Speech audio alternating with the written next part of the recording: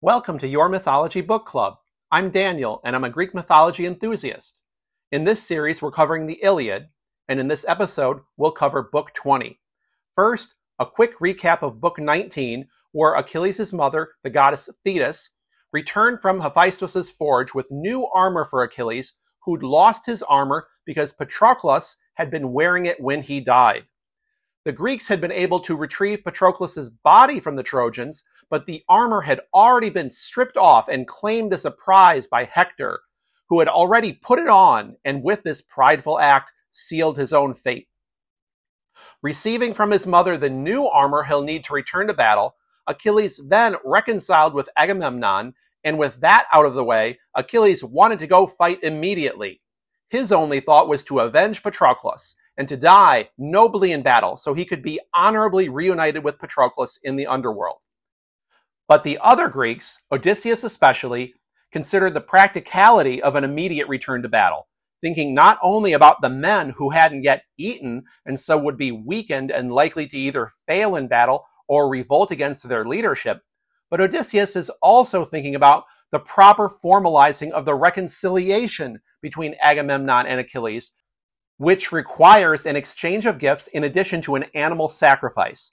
Odysseus doesn't want to risk this important reconciliation falling apart, as the survival of the Greeks depends on Achilles and Agamemnon getting along, and in their culture, a relationship is solidified with gifts. But Achilles has no interest in receiving gifts. He's not planning on living much longer, and so he stomps and stews with this further delay, but tolerates Odysseus having men bring the treasure Agamemnon has promised, which includes returning the captured woman Briseis, whose taking from Achilles set off his anger and this chain of events in the first place. After being so upset when she was taken, Achilles now pays little attention to Briseis, but she weeps over dead Patroclus, who had been kind to her, which sets all the other women in Achilles' camp to weeping over their own pains. In a parallel scene, the old men weep to see Achilles so eager for death, as if mourning him while alive. Finally, Achilles gears up for war, donning this new armor made just the night before by the god Hephaestus himself. In a thoughtless moment, Achilles insults his immortal horses for having left Patroclus dead on the battlefield. In an eerie moment, the goddess Hera temporarily grants the horse Xanthos the power of speech, and Xanthos rebukes Achilles and prophesies his impending death. And that is your one-paragraph summary of Book 19. Now we enter Book 20, the opening of the last sequence of battle books, with, as you'd expect, a heavy emphasis on Achilles himself in the fight, for the first time in the Iliad. In fact, the summary of Book 20 in the Lang, Leaf, and Myers translation simply says, "How Achilles made havoc among the men of Troy." In the opening scene, we see the Greeks gathering around Achilles, armed and ready for war. And then the scene suddenly shifts to Olympus, where Zeus has sent the goddess Themis, not to be confused with Achilles' mother Thetis. Themis is the goddess of justice and divine order. And it's made clear that all the gods, even the gods of the rivers, even the nymphs of the wild places, every divine being except the ocean himself, came to this gathering upon the summit of Mount Olympus. And once all the gods were gathered, Poseidon asked Zeus the purpose of their meeting. "Wherefore, O Lord of the bright lightning, hast thou called the gods again to council? Say, ponderest thou somewhat concerning the Trojans and Achaeans? For lo, the war and the fighting of them are kindled very nigh." To which Zeus responds, "Thou knowest, O Earth-shaker, the purpose within my breast, wherefore I gathered you hither. Even in their perishing have I regard unto them. But for me I will abide here, sitting within a fold of Olympus, where I will gladden my heart with gazing. But go all ye forth, that ye come among the Trojans and Achaeans, and succor these or those, howsoever each of you hath a mind. For if Achilles alone shall fight against the Trojans, not even a little while shall they hold back the son of Peleus, the fleet of foot. Nay, but even aforetime they trembled when they looked upon him. Now, therefore, that his wrath for his friend is waxen terrible. I fear me lest he overleap the bound of fate and storm the wall. This speech of Zeus's is something I've thought a lot about over the years. Each time I've read the Iliad, it's given me pause. There's the obvious meaning of its first part, which is that Zeus is giving all the other gods permission to join the fight and ally themselves to either the Greeks or the Trojans as they see fit. So, we can expect the gods back in the fight now, without sneaking around, without being worried that Zeus will see their involvement and get angry with them. This means that the upcoming battle will be crazy, and it will. All the gods except Zeus seem to have a side in this war. It's like the Trojan War has become a divine civil war among the gods themselves. A divine war as much as it is a war between the Greeks and the Trojans. But until now, Zeus has put various restraints on the gods' involvement. But the reason why Zeus is letting the gods go openly into the war now, that's the part of this speech that I've given the most thought to. This phrase, I fear me lest he overleap the bound of fate. Zeus is letting the gods openly support their preferred sides because, in a plain reading of what he's saying, Zeus foresees that, without getting the gods involved, Achilles, even alone, without the other Greeks' help, would overcome the Trojans and take the city, which is not something that's fated to happen at this time. But does Zeus really fear that Achilles could do something that he's not fated to do? Does this mean that Achilles, alone among mortals, isn't bound by fate? This is what I've wanted to believe. And I think about how Achilles' mother was fated to have a child greater than his father, which is why, despite being attracted to her, Zeus married Thetis off to the mortal man, Peleus, rather than risk having a son with her himself, or letting another male god have a son with her, a divine son that would have grown up and challenged his supremacy. So, with this background in mind, I want to believe that maybe Achilles really could leap the bounds of fate, even as he's leaping the walls of Troy. That it's his birthright to be above fate and make his own future. I want to believe these things because it fits so well with his history and with his rage and his love and his heart overflowing with passion. But I just don't think such a reading is justified as much as I want it to be. In an article titled Homer's Conception of Fate, author James Duffy writes extensively and convincingly about the role of fate in the Iliad and the Odyssey, and the supremacy of Zeus's will upon the fates of both men and other gods. He also notes a number of other instances of this same verbal construction in the original Greek that's rendered here as overleap the bounds of fate. And in each case, it refers to events either in the past that didn't end up happening, or in the future, like this one, that don't end up happening. So it really does seem that Zeus reigns supreme. And as we've seen him doing throughout the Iliad, he invariably takes the steps that will result in the fated outcomes for everyone that he wills, with absolutely no variance. The Zeus of Homer is a supreme god, and despite here saying that he fears Achilles may overleap the bounds of fate, he can and does take the steps needed to prevent this from happening, like he does every time. Now, we get a breakdown of which sides the main Olympian gods choose. You'll be familiar with most of these and their preferred sides from their previous instances of support. To the Greek side go Athene, Hera, Poseidon, Hermes, and Hephaestus. To the Trojans go Ares, Apollo, Artemis, Leto, the mother of Apollo and Artemis, Aphrodite, and the non-Olympian god Xanthos. I'll pause here and clarify Xanthos, because this is definitely a little confusing. This Xanthos is not the Xanthos who, along with Balios, are the two immortal horses of Achilles.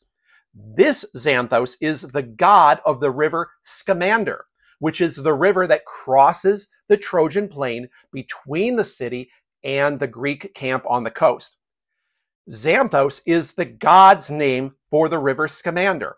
This is one of a handful of instances in the Iliad of the gods having a different name for a thing than humans. And the word Xanthos was a fairly common Greek word meaning yellow or light-haired. As for why a river god is listed here among the gods lining up to fight with the Trojans, for one, let's keep in mind that all the gods were up on Olympus to hear Zeus's command to take their sides in the war. And two, just wait and see why this specific non-Olympian is mentioned. Just wait and see. In book 21, it will pay off and it will be worth it. Now, all this time that the gods had been assembling on Olympus and discussing, among the mortals, the battle had already begun. And here, Achilles is preeminent, bringing destruction to the Trojans left and right. But now that the gods are entering the battle, we should expect things to change. We return to the battlefield now to find Strife, the embodied goddess of strife. She is rousing strength in both sides to ramp up the carnage. Upon the edge of the trench stands Athene, tall, resplendent, fully armed, and calling out her deafening battle cry across the plains. From the heights of the city wall, Ares responds with his own challenge, reverberating across the battlefield. With their defiant shouts still ringing in men's ears, Zeus's lightning and thunder shatters the sky, while Poseidon shakes the very earth itself, rattling everything from Mount Ida and the city of Troy to the ships of the Greeks. The quake is so bad that in the underworld below, Aidoneus, that's a poetic name for the god Hades, leaps from his throne, afraid that the earth itself is going to collapse and lay bare his halls to the sky. Now the gods of each are named in opposing pairs by the narrator. But we shouldn't just yet think of them as physically lining up against one another at this point in the story. For now, this is just a way of showing who's on which side. The actual duels between these named pairs will happen later on in book 21. So the pairs. Facing Apollo is Poseidon. Against Athene is Ares. Hera faces Artemis. Against Leto is Hermes. And against Hephaestus is Xanthos, aka the Scamander river god.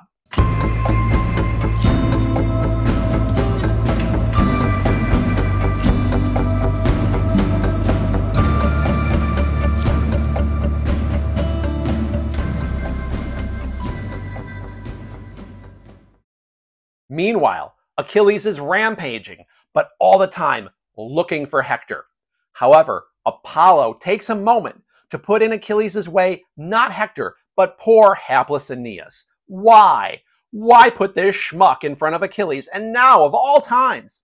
I have a feeling this isn't going to end well for Aeneas, despite the fact that Apollo fills Aeneas with battle rage. So Apollo takes on the form of Lycaon, one of the many sons of Priam, and gets into Achilles' face, saying, "Aeneas, counselor of Trojans, where now are thy threats wherewith thou didst boast to the Trojan lords over thy wine, saying thou wouldst stand up in battle against Achilles, Peleus' son?" Aeneas quite reasonably responds to Apollo dressed as Lycaon, "Son of Priam, why biddest thou me thus face the fierce son of Peleus in battle, though I be not fain thereto? Not for the first time now shall I match me with Achilles, fleet of foot. Once before drave he me with his spear from Ida, when he harried our kine and wasted Lyrnessos and Pedasos. But Zeus delivered me out of his hand and put strength into my knees that they were swift.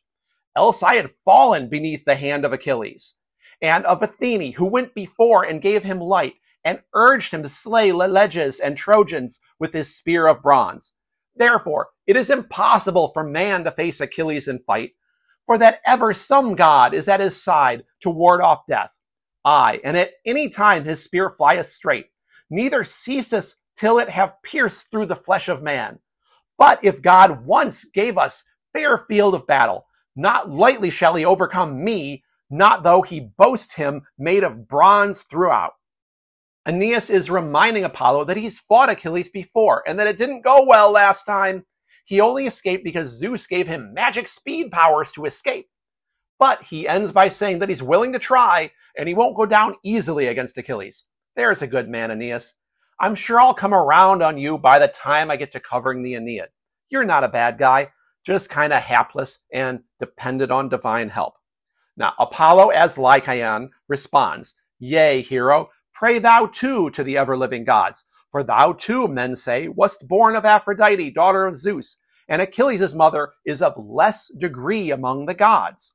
For thy mother is a child of Zeus, his, but of the ancient one of the sea. Come, bear up thy unwearying spear against him. Let him no wise turn thee back with revilings and bitter words. Apollo is reminding Aeneas that while he and Achilles are both sons of goddesses, Aeneas' divine pedigree is higher, as the son of an Olympian.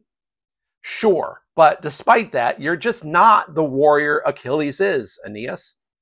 Now Hera, always alert to sneakery, sees Apollo sending out Aeneas against Achilles and turns to Athenian Poseidon, outraged at this intervention, saying to her allies, Consider ye twain, Poseidon and Athene, within your hearts. What shall come of these things that are done? Here is Aeneas, gone forth, harnessed in flashing bronze, to meet the son of Peleus. And it is Phoebus Apollo that has sent him. Come then, be it ours to turn him back straight away, or else let some one of us stand likewise beside Achilles and give him mighty power, so that he fail not in his spirit, but know that they who love him are the best of the immortals, and they that who from of old warred war and fighting from the Trojans are vain as wind. All we from Olympus are come down to mingle in this fight, that he take no hurt among the Trojans on this day. Afterward he shall suffer whatsoever things fate span for him with her thread at his beginning, when his mother bare him. If Achilles learn not this from voice divine, then he shall be afraid when some god shall come against him in the battle, for gods revealed are hard to look upon. Hera wants she and her allies to help Achilles, either by giving him power like Apollo did for Aeneas, or else for one of them to go and fight by his side. Her pride is in it. She feels that the gods on the Greek side are better than the ones siding with the Trojans, and now is the time to prove it. And she wants to protect Achilles today, because today is not his day to take any hurt against the Trojans, but that later on he'll have to face a divine opponent, and he'll need all the courage he can muster for that moment. But Poseidon isn't as eager as Hera to get so involved and run the risk of fighting against another god. He just wants to perch himself up on a tower or a mountain and watch the humans fight. He feels that they can leave Achilles to fend for himself, so long as no god, such as Apollo or Ares, prevents Achilles from using his full strength. And if that happens, well, he and the other pro-Greek gods will easily chase Apollo or Ares from the battlefield. Poseidon says, Hera, be not fierce beyond wisdom, it behoveth thee not. Not fain am I, at least, to match gods with gods in strife. Let us go now into some high place apart, and seat us there to watch, and battle shall be left to men. Only if Ares or Phoebus Apollo fall to fighting, or put constraint upon Achilles and hinder him from fight, then straightway among us two shall go up the battle cry of strife. Right soon, methink, shall they hie them from the issue of the fray back to Olympus, to the company of the gods, overcome by the force of our hands. So now, despite the fact that Zeus has actually commanded them all to intervene in the battle, Poseidon now leads the gods of his side, including Hera and Athene, to join him in just watching the battle from the top of an old fortress that Heracles had built years before when he was laying siege to Troy. And I'm going to go off on a little digression here to explore the history of this fortress that's only now being mentioned for the first time in the Iliad, because there's some interest here in a possible intersection of mythology and history with engineering, so I kind of can't help myself. Here's the mythology of the fortress that Heracles built near Troy years before the Trojan War and why he built it. Back during the previous generation, Priam's father Laomedon was the king of Troy. Up on Olympus, the gods Apollo and Poseidon were involved in a failed coup against Zeus, and as punishment, Zeus sentenced them to work, building the walls of Troy. There's a lot going on with Poseidon and walls, by the way. Remember back when the Greeks built their wall around the camp? It was Poseidon who was inexplicably the most offended of the gods at this act, despite Poseidon usually being a pro-Greek god in the Iliad, and despite the reason given for the wall's failure being that the Greeks didn't sacrifice to the gods in general before building it. I think some of this has to do with Poseidon's history as one of the builders of Troy's walls, but it also has to do with Poseidon as the god of earthquakes, the force that takes down walls. Check out the article I've linked to in the show notes titled Poseidon, Walls, and Narrative Complexity in the Homeric Iliad by Judith Maitland for a lot more on Poseidon's weird obsession with walls. Back from the digression within the digression now. We're back in Troy a generation ago, Apollo and Poseidon working as common laborers to build the famous walls of Troy, for which King Laomedon is supposed to pay them. But once the work's done, Laomedon doesn't pay. He refuses to pay the gods once they complete the walls. Get used to Laomedon not paying up. That's his thing. For this insolence, Apollo sends a plague against Troy, and Poseidon sends a sea monster. An oracle tells King Laomedon that he can avert the plague and get rid of the monster if he ties up his daughter, Hesione, to the rocks on the coast and exposes her to be eaten by the sea monster. So, Laomedon wastes no time. He has his daughter tied up and brought to the coast. But who happens to be sailing right into the shore on his way back from fighting the Amazons? It's Heracles, who offers to defeat the monster and save Hesione if Laomedon will give him his immortal horses.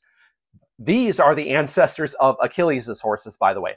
Laomedon says, sure, I'll pay up if you play the hero and defeat the sea monster. And so Heracles takes care of the sea monster. But then Laomedon, of course, doesn't pay up. So Heracles comes back with 18 ships full of warriors. They build this fortress. They lay siege to Troy, and they end up taking the city. Heracles awards Hesione to Telamon, and their child Teucros is one of our Greek heroes. Telamonian Aias is his half-brother by another mother. Hesione then purchases her brother Podarches' freedom in exchange for her bridal veil, and ever afterwards, his name, Podarches' name, is a form of the verb to buy, and he's known as our now elderly King Priam. So that's the mythology. I was trying to figure out if there's an accepted location of where this fortress is thought to have been. There are a number of landmarks in the neighborhood of Troy that are associated with different myths, specific tombs of heroes for the most part. But while I couldn't find a clear spot for the fortress, I did come across an interesting article you could check out that gives us the clue it was on or near the river Scamander. This article is called Heracles and Hydraulics by George Huxley, and it puts forth the fascinating argument that this story about Heracles and a few other of his labors were stories that accounted for various hydraulics projects across the Greek world, the building of dams and canals. In particular, this argument would make us expect that the fortress of Heracles was on or near the river Scamander, suggesting that the Scamander had been dug out or trenched to make it navigable. This is an important idea because while the Scamander has never been navigable in historical times, ancient authors attest to it having been used for ship traffic. Huxley also makes the argument that the name Scamander means something like the toilsome labor of a hero, again suggestive that the river had undergone some form of laborious engineering work. All this to say that the pro-Greek gods are perched from some earthworks to the west of Troy towards the Greek camp. And the pro-Trojan gods, the text says, go to the top of a hill known as Callicolone, which is easy to find even today. It's to the east of Troy.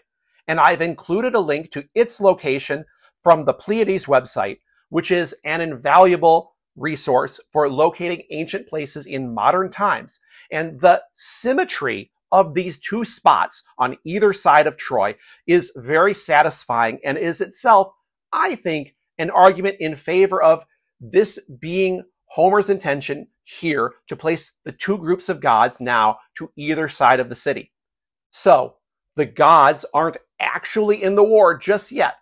Both sides just watching from their perches, a little afraid to get into it, despite Zeus's command.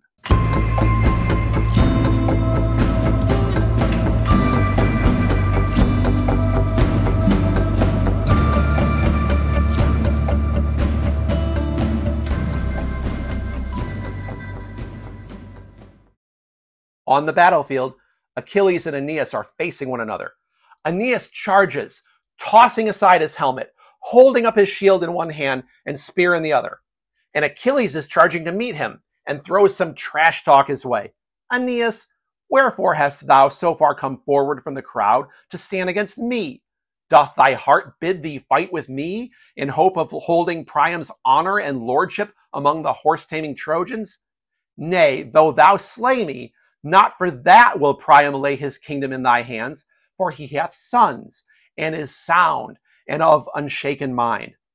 Or have the Trojans allotted thee some lot of ground, more choice than all the rest, fair land of tilth and orchard, that thou mayest dwell therein if thou slay me? But methinks thou wilt find the slaying hard, for once before, I ween, have I made thee flee before my spear. Hast thou forgotten the day when thou wert alone with the kine, and I made thee run swift-footed down Ida's steep in haste? Then didst thou not look behind thee in thy flight. Thence fleddest thou to Lyrnessos, but I wasted it, having fought against it with the help of Athene and of Father Zeus, and carried away women captive, bereaving them of their day of freedom. Only thee Zeus shielded, and the other gods. But not this time, methinks, shall they shield thee, as thou imagine in thy heart. Therefore I bid thee go back into the throng, and come not forth against me, while as yet thou art unhurt. After the event, even a fool is wise.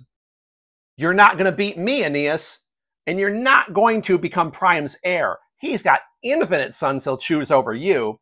Besides, I've beaten you before. Just melt back into the crowd, Aeneas, and save yourself. And personally, I've always loved that last line of his. After the event, even a fool is wise. Aeneas responds, and I'm going to edit this down because even for the Iliad, it's a very long, very unnecessarily long speech. Son of Peleus, think not with words to affright me as a child, since I too well know myself how to speak taunts and unjust speech. We know each other's race and lineage in that we have heard the fame proclaimed by mortal men. I'm going to pause here. Despite having just said that they know each other's families' histories, Aeneas still goes on to tell his entire family history. I'm skipping now to the next stuff you want to hear. Lo, then, of this blood and lineage declare I myself unto thee. But for valor, Zeus increaseth it in men or minisheth it according as he will, for he is Lord over all. But come, let us talk thus together no longer like children, standing in the mid-onset of war. For there are revilings in plenty for both of us to utter. 100-benched ship would not suffice for the load of them. Glib is the tongue of man, and many words are therein of every kind, and wide is the range of his speech hither and thither. Whatsoever word thou speak, such wilt thou hear and answer. But what need that we should bandy strife and wrangling each against each like women, who when they wax wroth for some heart-wasting quarrel, go forth into the mid-street and wrangle against each other with words true and false? For these too anger bids them speak. But not by speech shalt thou turn me from the battle that I desire, until we have fought together, point to point. Come then, and straightway we will each try the other with bronze-headed spears. Aeneas now casts his spear, and something about his ferocity makes Achilles nervous, because Achilles shifts his body to catch the spear in his newly made shield, but with himself not behind the shield, holding the shield out into his side. He's that afraid the spear will pierce right through. But he didn't have to worry, the shield holds. Aeneas' spear made it through just 2 of the 5 layers of Hephaestus' work. Now Achilles throws his spear, and we get a somewhat similar outcome with Aeneas holding his shield out so that he won't get hit if the spear makes it through the shield. And the spear hits the shield, but in this case, the shield is just broken in two, and the spear plants itself in the earth behind Aeneas. And Aeneas is now frozen with fear. He's just escaped a very near death. Achilles, however, is not frozen. He pulls out a sword and comes right at Aeneas. Aeneas gets a grip on himself and grabs one of those big stones that's too heavy for men nowadays to lift. There's always plenty of these available somehow, despite also being a plain that's clear enough for chariots. Anyway, here the narrator interjects to say that Aeneas would have hit Achilles with the stone, sure, but Achilles would have then killed Aeneas. And it's for some reason Poseidon who's opposed to Aeneas being killed, even though Poseidon is on the Greek side. Here's what Poseidon says to Hera. Alas, woe is me for Aeneas, great of heart, who quickly will go down to Hades, slain by the son of Peleus, for that he will obey the words of Apollo the far-darter. Fond man, but nowise shall that god help him from grievous death. But wherefore now is he to suffer ill in his innocence, causelessly for others' wickedness? Yet welcome ever are his offerings to the gods who inhabit the spacious heavens. Come, let us guide him out of death's way, lest the son of Cronos be wroth. If Achilles slay him, for it is appointed to him to escape, that the race of Dardanos perish not without seed or sign, even Dardanos, whom the son of Cronos loved above all the children born to him from the daughters of men. But thus shall the might of Aeneas reign among the Trojans and his children's children, who shall be born in the after time. He's a bit of a wishy-washy ally to the Greeks, Poseidon, but he's making a few good points here. For one, he feels bad that Aeneas is about to die for following Apollo's command to go into battle. Facing Achilles one-on-one was an obviously bad idea that Aeneas wouldn't have done without Apollo's intervention. Secondly, Aeneas is fated to survive the war, so Poseidon is worried that Zeus will be angry with them for letting him die now. Hera isn't too keen on saving Aeneas and has sworn to never help the Trojans, but she is okay with Poseidon doing what he wants, saying to him, Shaker of earth, thyself with thine own mind take counsel, whether thou wilt save Aeneas, or leave him to be slain, brave though he be, by Achilles, Peleus' son. For by many oath among all the immortals have we two sworn, even Pallas Athene and I, never to help the Trojans from their evil day, not even when all Troy shall burn in the burning of fierce fire, and they that burn her shall be the warlike sons of the Achaeans. Hera's pretty intense. She's definitely 100% on the Greek side. But Poseidon now jumps down from his perch atop the fortress of Heracles and goes up to where Achilles and Aeneas are, and he casts a magical mist over both men so that they're not aware of what's happening. And then he puts Achilles' great spear, that Pelian ash, near his hand again. Remember, it had been thrown past Aeneas. And now, not for the first time in the war, Aeneas is divinely lifted right up out of the battle. Poseidon sets him down way off on the edge of the action. And Poseidon now asks Aeneas, Aeneas, what god is it that biddeth thee fight infatuate against Peleus' vehement son, who is both a better man than thou and dearer to immortals? Rather withdraw thee whensoever thou fallest in with him, lest even contrary to thy fate thou enter the house of Hades. But when Achilles shall have met his death and doom, then thou be of good courage to fight among the foremost, for there shall none other of the Achaeans slay thee. Of course, Poseidon already knows the answer to his question. It's Apollo who sent Aeneas foolishly to fight against Achilles. Now, Poseidon removes that obscuring mist from Achilles, so he is again aware of what's happening. And seeing Aeneas gone and his spear back nearby, even though the last he knew he'd thrown it, Achilles says to himself, Ha! Verily a great marvel behold I here with mine eyes. My spear lieth here upon the ground, nor can I anywise see the man at whom I hurled it with intent to slay him. Truly then is Aeneas likewise dear to the immortal gods, howbeit I deemed that his boasting thereof was altogether vanity. Away with him!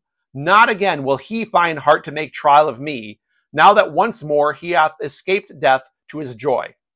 But come, I will call on the warlike Danaans to go forth and make trial of some other Trojan face to face. Achilles runs back into battle to find someone else to face, and he's encouraging the Greeks to fight as well. Meanwhile, Hector, who loves making announcements, announces to the Trojans around him, "High-hearted Trojans, fear not Peleus' son. I too in words could fight even the immortals, but with the spear it were hard, for they are stronger far. Neither shall Achilles accomplish all his talk, but part thereof he is to accomplish, and part to break asunder in the midst. And against him I will go forth, though the hands of him be even as fire, yea, though his hands be as fire, and his fierceness as the flashing steel." And Hector goes to charge ahead of the rest of the Trojans to face Achilles.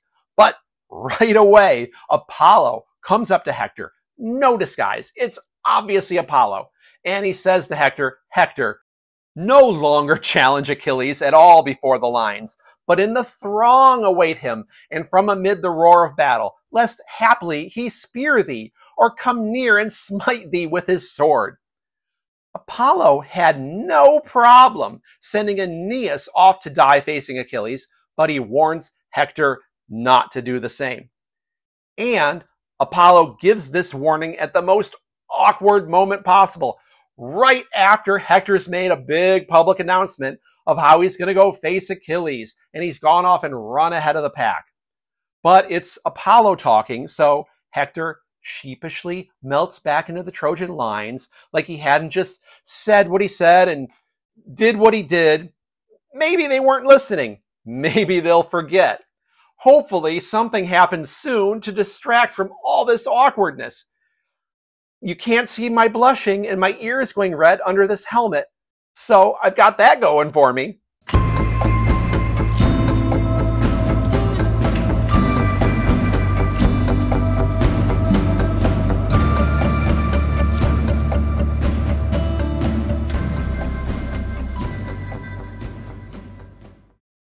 Back with Achilles now, he's in amongst the Trojans, laying waste. Achilles hurls his spear at a Lycian named Iphition, blasting his head apart, just shattered. Achilles stands atop the fallen body and taunts, "Low liest thou, son of Otrynteus, most redoubtable of men. Here is thy death. Thy birth was on the Gygaean lake. Where is thy sire's domain? By Hylos, rich in fish and eddying Hermos." The narrator says that the Greeks' chariots run over Iphithion's body, and then Achilles is again standing over Iphithion's dead and run over corpse when he kills another, this time a Trojan named Demoleon, son of Antenor, and therefore a member of one of the primary noble families of Troy, and one that was particularly opposed to the war in the beginning and had argued that Priam should have forced Paris to return Helen to the Greeks. Their family's political stances are a moot point now, with Achilles' spear through his head. The bronze helmet did nothing for him. Now another Trojan, this one named Hippodamas, and one of at least 3 different men by that name in the Iliad, and all 3 on the Trojan side, this Hippodamas sees Demoleon's gruesome death and, overcome with fear, jumps down from his chariot and tries to just run away from Achilles. Bad move!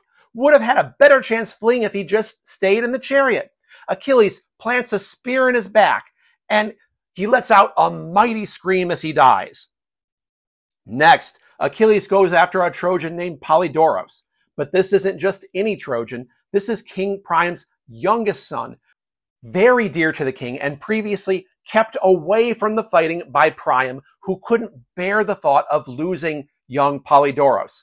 Polydoros means many-gifted, and among his gifts was being a very fast runner. I'd like to say now that this gift saved him, or at least made him a tougher target for Achilles, but it's just not the case. Achilles lands a javelin in his abdomen, and he sinks to his knees, crying out as he dies. And it's this crying out that Hector hears. Hector the Protector, guardian of everything about Troy that's good and worth saving, including this dearest younger brother and most beloved of their elderly father. And so, even though Apollo had just told Hector not to face Achilles one-on-one, Hector does so silently in a white rage with spear in hand. Achilles, exultant, greets Hector, the slayer of Patroclus. Behold the man who hath deepest stricken into my soul, who slew my dear prized friend. Not long shall we now shrink from each other along the highways of the war. And then, more grimly, Achilles leans in and says, Come thou near, that the sooner thou mayest arrive at the goal of death. Unfazed, Hector responds, Son of Peleus, think not with words to affright me as a child, since I too know myself how to speak taunts and unjust speech. And I know that thou art a man of might, and a far better man than I. Yet doth this issue lie in the lap of the gods, whether I, though weaker, shall take thy life with my hurled spear. For mine too hath been found keen ere now. And now Hector throws his spear. This part is surreal.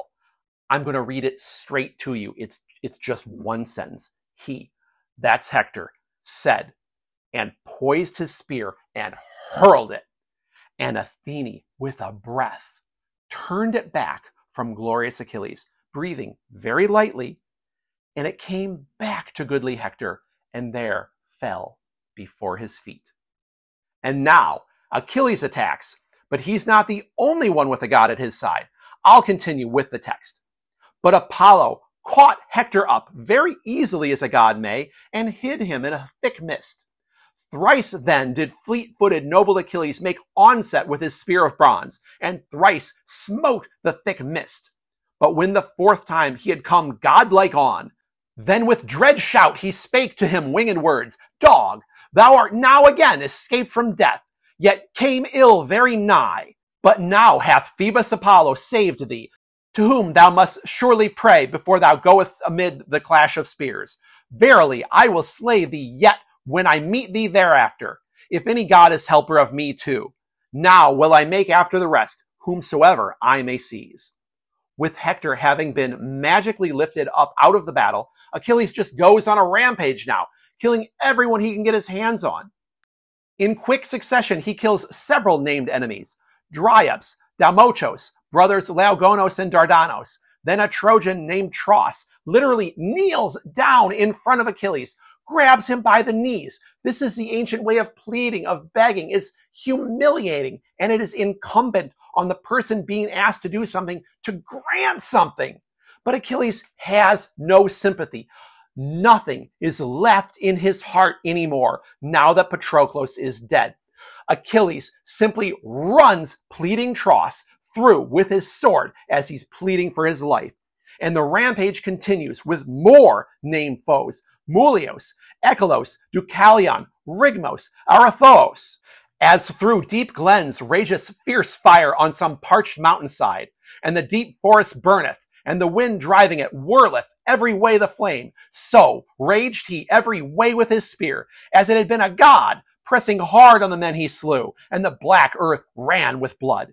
For even as when one yoketh wide-browed bulls to tread white barley in established threshing floor, and quickly it is trodden out beneath the feet of the loud-lowing bulls, thus beneath great-hearted Achilles, his whole hooved horses trampled corpses and shields together, and with blood all the axle-tree below was sprinkled, and the rims that ran round the car, for blood drops from the horses' hooves splashed them, and blood drops from the tires of the wheels. But the son of Peleus pressed on to win him glory, flecking with gore his irresistible hands.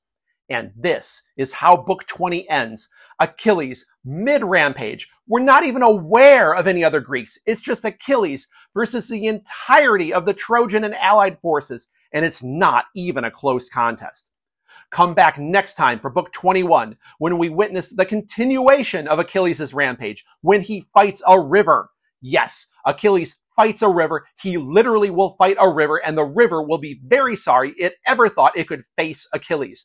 My gosh, Achilles. come back for more in book 21. This is absolute gold here.